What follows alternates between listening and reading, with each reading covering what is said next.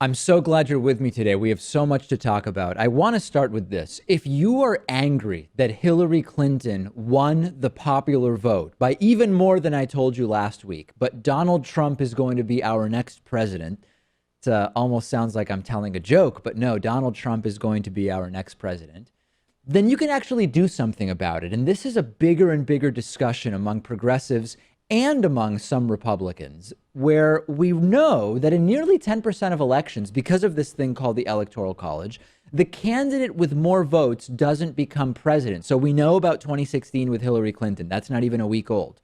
Most of us remember 2000 with Al Gore. There was also, as Pat told us last week, 1824, 1876, and 1888. The math tells us that in 8.6% of elections for president in the United States, the candidate who receives more votes does not win. Now, even Trump agrees with the fact that this doesn't really seem good. This may be something that now he would change his mind on, although yesterday in his 60 Minutes interview, he still did say, no, he stands by his comments. I'll remind you what Donald Trump previously said about the Electoral College, where he says, more votes equals a loss, revolution. Let's fight like hell and stop this great and disgusting injustice. The world is laughing at us. We can't let this happen. We should march on Washington and stop this travesty. The phony Electoral College made a laughingstock out of our nation. The loser won. Of course, Donald Trump writing O-N-E. I'm sure he meant W-O-N as far as one. So even Trump agrees with us on this.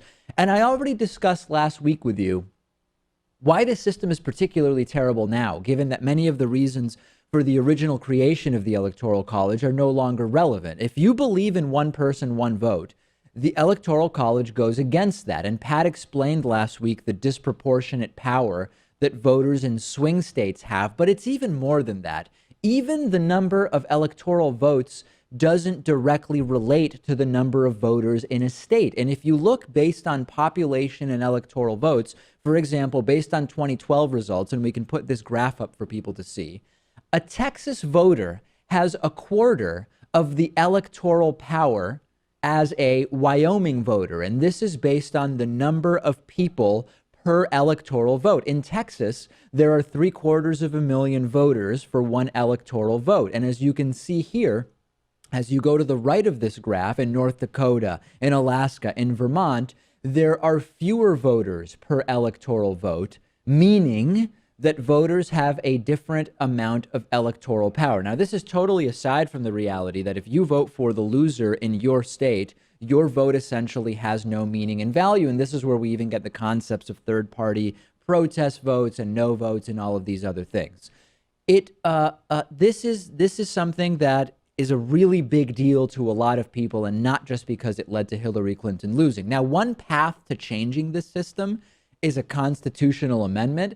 I say basically forget about that, Pat. I mean, it's almost pointless to discuss a constitutional amendment to change our voting system. Right. A constitutional amendment hasn't happened since the 1970s. It's been a whole generation. And on a topic like this, where it's really not partisan either way, it's not going to happen. It's partisan right now, and it's sort of feeling that way. But over time, both Republicans and Democrats have said, this is not really the best system. Now, a better path forward is something called the National Popular Vote Interstate Compact. I mentioned this last week. The idea is a state can decide that no matter how our state votes, we will cast our electoral ballots for the winner of the popular vote. And remember, Donald Trump said it best himself, as I previously told you. I'll put this tweet up on the screen for you. The Electoral College is a disaster for democracy. So how would this work? Step one, states sign this Interstate Popular Vote Compact. For now, nothing changes.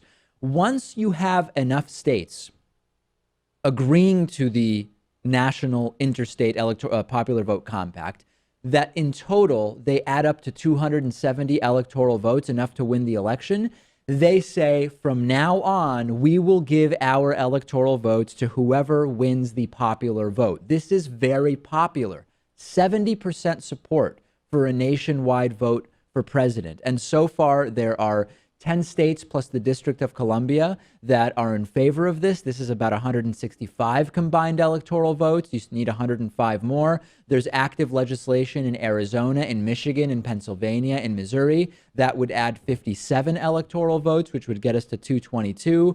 This, Pat, is actually the best path forward for a national popular vote. Yeah, I think it sounds great. My concern is that some states will take on the method of Nebraska and Maine, which is to split votes by congressional district, Yeah. which sounds like it would be more representative. But the fact is that these districts have been so badly gerrymandered Right. that it would really just give the Republicans a large boost. In theory, the idea of just proportional electoral vote allocation in every single state sounds not bad. does. But because of what we've seen with these districts and gerrymandering, it's really a disaster. If you're a single red voice in a blue sea, if you are a blue voice in a red a sea, call it what you want, you would end up feeling much less disenfranchised with a national popular vote. It should be done away with. It is very undemocratic, and we're going to be including this. We've got some big announcements to make on the show, and this discussion is going to be a really, really big part of that.